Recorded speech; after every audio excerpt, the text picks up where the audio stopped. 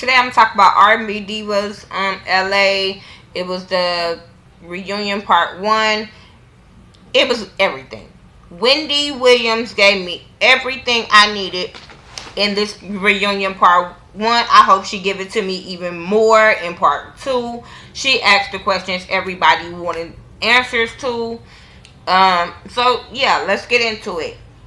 All the ladies are there except for Dawn. Wasn't missed. Didn't give a damn. But I do want her to come get confronted, but she really wasn't missed. Everybody looked nice except Hey Kool-Aid, Kelly Price. That bitch looked just straight like Hey Kool-Aid. I don't know who is her stylist, but they need to be fired.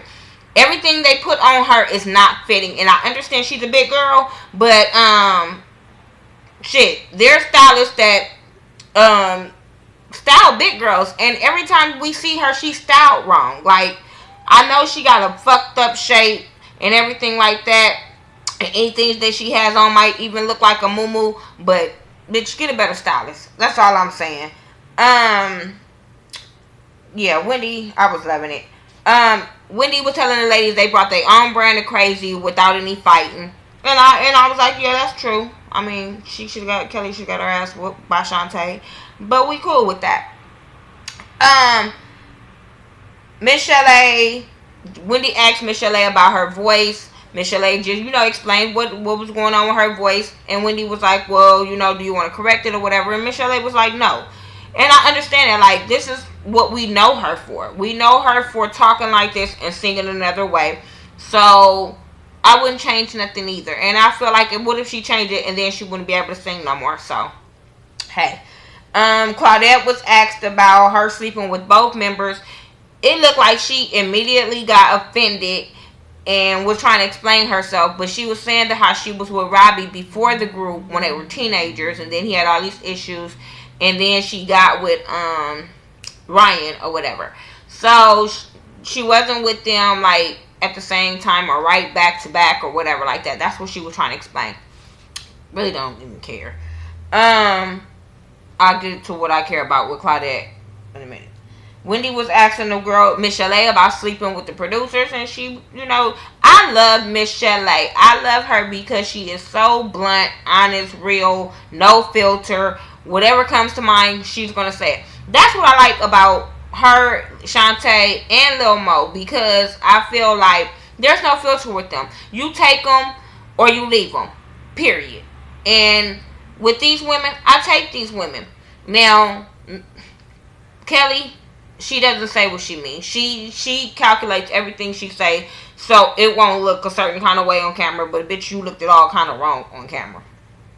But yeah, she was talking about how she had sex with them and how she had a relationship with Dr. Dre for 9 years, and how he cheated on her with the woman that he with now. I mean, she was throwing shade. I love Michelle because she was telling every damn thing. And I was always wondering what happened with her and Dr. Dre and, stuff like that. So she gave us a tea. She was with him. He cheated on her with the new girl. She was asked, did she cheat with Suge with Dr. Dre or whatever? And she was like, no. She was like, their relationship was over for 3 years before she got with Dre.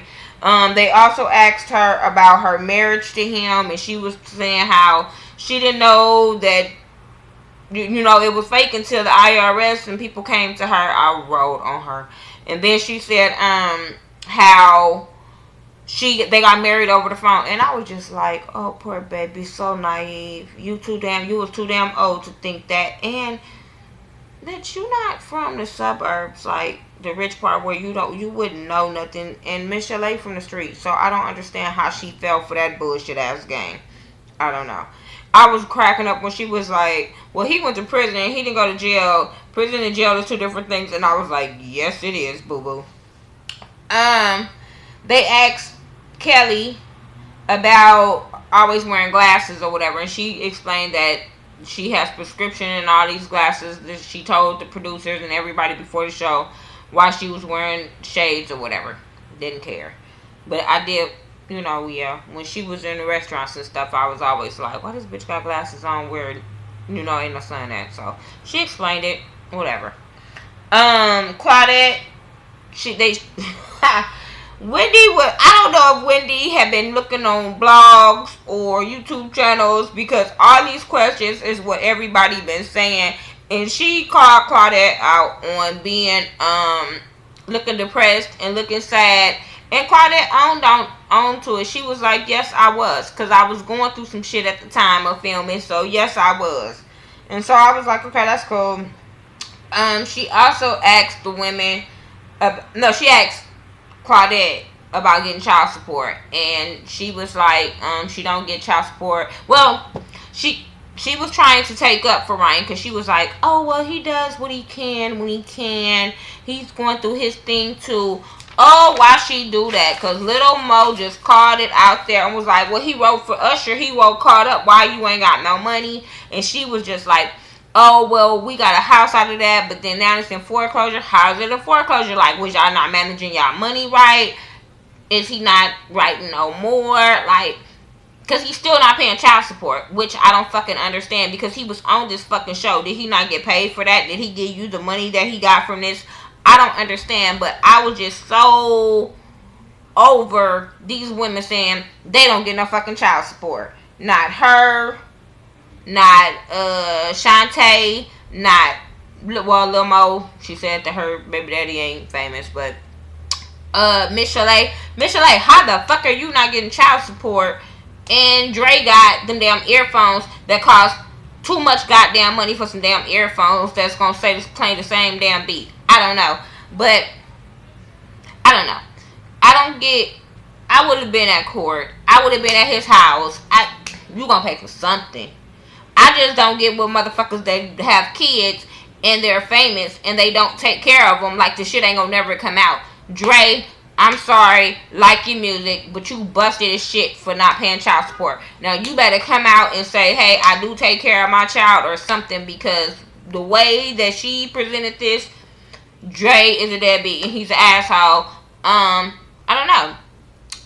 Kelly, when they asked her, she was trying not to answer the question. I didn't get that. Kenny Lattimore, you make too much fucking money not to pay child support. I don't get it. Ryan, better write for some damn body. Better get your ass in the studio. You ain't giving Claudette the damn song, so you better give it to some damn body. I'm just saying. They asked what else happened after that, because I was getting so frustrated with Kelly just sitting there that I just was like, ugh. Anyway, Kelly, they asked her about the event in Vegas that she wasn't gonna be there. She was talking about how the girls and everybody knew that she wasn't gonna be there. All of them was like, we didn't know until we was on our way to the event that you wasn't gonna be there. So Kelly started looking at her phone, and I'm like, what is this bitch looking at? So Wendy called her out on it and was asking her what was she looking at, and she was trying to find texts that she showed them that she was trying to thank them for going or whatever, but they knew she wasn't gonna be there. Bitch, regardless, you told them on the way to the event, and so they was already on their way. They already was scheduled to go. What was they supposed to do? After that, I just can't stand. I'm just sorry. I just can't stand Kelly. Kelly, and the way she answers questions. She's so invasive, and she was making my skin crawl the whole time she was on that couch, because I was just like, why are you here? You should have stayed your big... Oh, she should have stayed her big ass with Dawn. They could have stayed together somewhere. Even she was trying to give Dawn an excuse for not being there, and I was just like, shut the fuck up, Kelly. Like, I'm just so ready for everybody to go in on this bitch. It's not even funny. Like, well, everybody on Twitter was going in, because Scotty from Mr. Still Standing, he had me laughing so hard with his tweets. If you guys are not following Scotty from Mr. Still Standing on Twitter, please do, because his tweet was everything. Shantae Moore, everybody, Wendy was telling her how, she liked her relationship with Kadeem Hardison. And that they was cool. They were still real good friends, and so that was cool. She was asking her about Kenny Lattimore and is he gay, and the rumors that everybody was circling around, is he gay? She was like, that's not something for me to answer. So, she must have known something that everybody else know, because she didn't answer that question. She just was like, that's something for him to answer. But when you leave that open like that, bitch, we think he gay. Um, he she was just saying that she's not going through the custody thing with him no more. So maybe this made him see that you was looking like an asshole, so he dropped it. I don't know. Miss L.A. was asked about her relationship with Faith Evans and her and them talking about the show. She said they don't do that when they together. They ain't talk about that. That ain't what they do. Miss L.A. They was talking about her being on the show, and Wendy was talking about she was surprised that Suge allowed her to be on the show, and they didn't think. They was asking her about having a man, and she was like, "No, do you see me with a man? No, I ain't got a man. Do you know somebody for me?" She was asking Wendy. Wendy was like, "No, do you know who your baby daddy is?" And everybody was basically saying that they was tripping about who her baby daddy was and was he gonna trip or whatever. And yeah, Suge got that reputation, but I don't think Suge got that reputation no more after we seen him get knocked out on TMZ. No, I don't think too many people scared of him anymore.